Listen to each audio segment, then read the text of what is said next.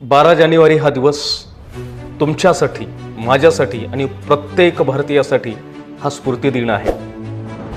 भरकटलेल्या तरुणाईला योग्य दिशा दाखवण्याचं काम ज्या दोन व्यक्तिमत्वापासून होतं ते दोन व्यक्ती म्हणजे छत्रपती शिवाजी महाराज आणि स्वामी विवेकानंद. आदर्श संस्कारातून आदर्श राजा या मातीत जन्माला घालणाऱ्या आदर्श माता राष्ट्रमाता जिजाऊ महासाहेब यांना सर्वप्रथम वंदन करतो.